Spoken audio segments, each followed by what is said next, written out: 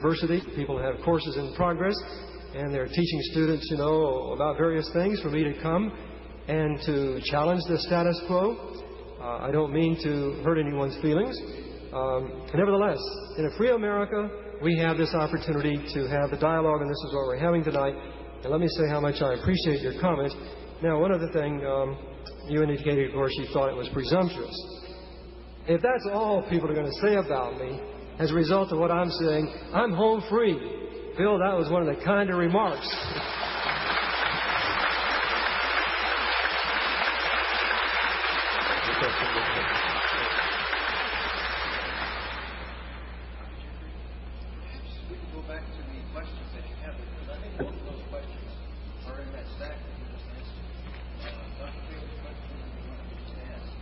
Oh, that's right. We got out of the line of questioning when someone came up. If creation is possible, why not prove your case by creation of a like sample? This seems more likely. Well, I'm glad that question. I'm glad to hear applause because I'm glad that question was asked. The fact of the matter is, you see, the whole point of my comments and talk tonight is that creation is something I can't do. Creation is something that belongs in the province of the Creator. The reason I'm saying this can't be duplicated is because I'm saying that natural laws cannot account for the occurrence of a piece of rock like this, or a rock like this, or the piece of the biotite.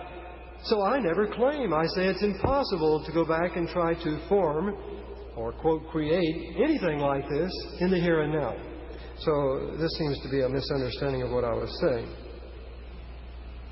It says, what exactly are the halo's composition? Is the color due to what? It's a radiation damage process and interaction of the radiation with the rock itself. Now, I promised you earlier I was going to give you a short analogy.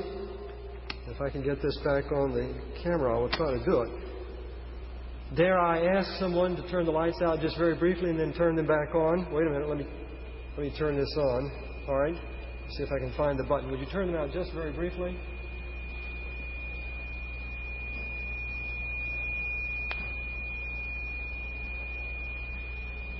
More out. No, these up here on out.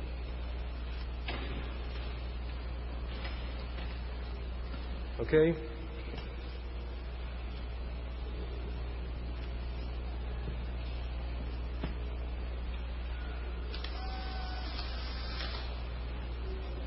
Thank you. You can turn it back on now.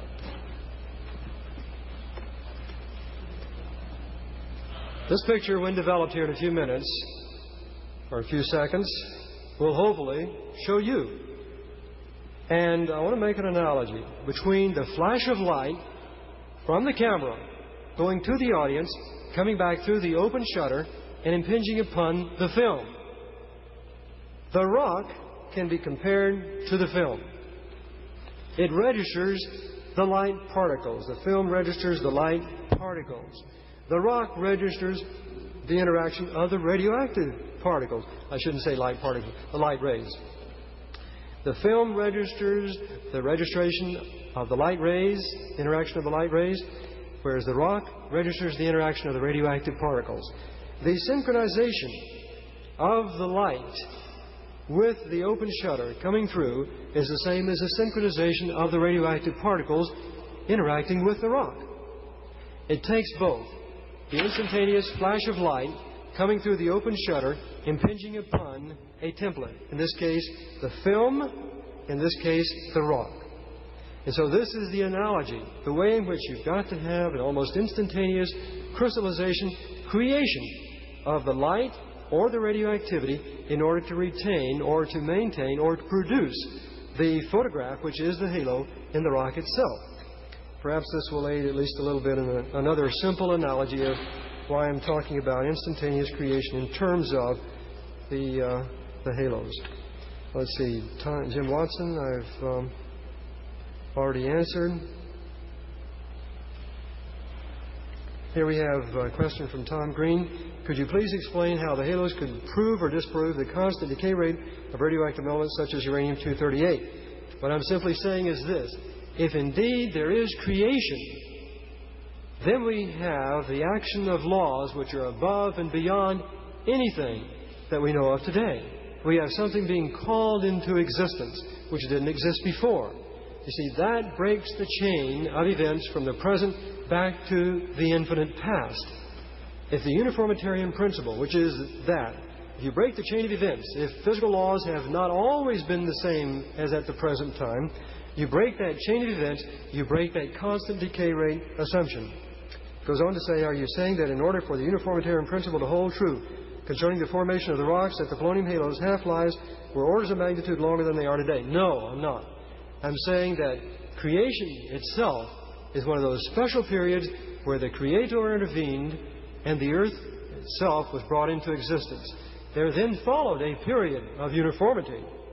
And during that period of uniformity, the polonium decayed, the polonium halos formed. There was another long period of uniformity, and as you read the book, if you're interested, you'll find that there I postulate another period of uniformity and have the evidence given there in the book that the other uniformity, at least one other disuniformity, non-uniformity, was the flood. And so there are at least two separate periods of non-uniformity which break this uniformitarian chain. I've already answered that question. I think the rest of these, as far as I can tell, I have answered. And now I would like to turn my attention then to the last part of my talk tonight. Remember I said I'd... Pardon? Surely there's another one here. Well, if I didn't somehow, it may have gotten overlooked, but I'll be happy if you'll tell me what it was to respond.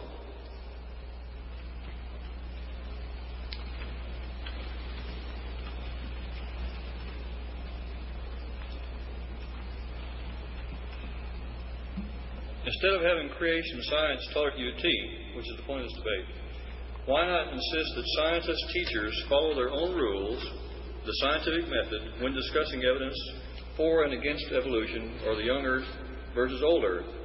Shouldn't there be the same result as that from teaching creation science? Pardon me, would you mind repeating that? I'm afraid I got most of it, but I want to make sure I understand before I respond. And your name again? Dr. Roland Bagby, Department of Zoology, and also a Christian. All right. All right. The question I'm repeating is, I'll read it again.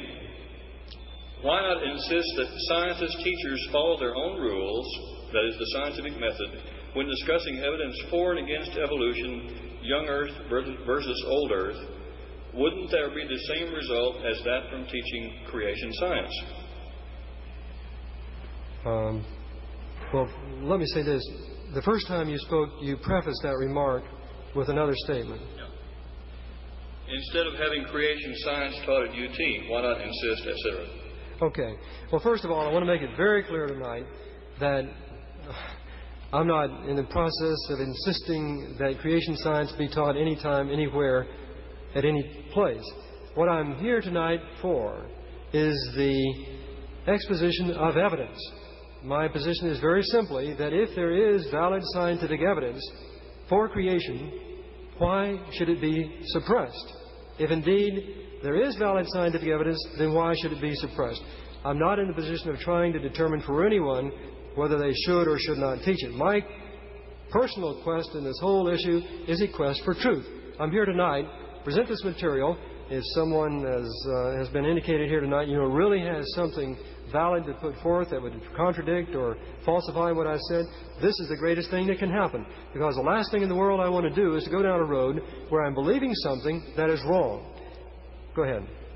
The purpose of this debate, I thought, was to determine whether or not creation science should be taught at UT. That was the question that was at the top of a lot of editorials. And so I assumed at the end of this we would figure out whether creation science should be taught at UT. I'm suggesting an alternative. If we have honest scientists, wouldn't we have the same result as having the creation side also put forth by creation scientists?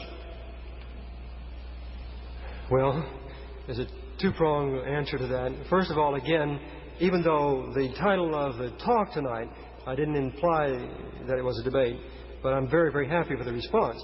I, again, did not want to imply that I was trying to make it appear as if I was enforcing or trying to enforce or trying to prejudice or persuade people to teach creation science. It's simply a matter of coming and asking the question, should it be taught? The answer, I think, lies in whether there is evidence for creation to teach. If there is valid scientific evidence, then, as far as I can tell, the academic freedom that exists in colleges and universities should open the door for it to be done. Now, the other question, the statements you've made, of course, you put me on the spot in the sense that you've essentially said, if people are honest, wouldn't such and such happen. I like to feel that everyone is honest, and I'm not here tonight to imply that anyone is dishonest. I'm here tonight to present information and to obtain rebuttals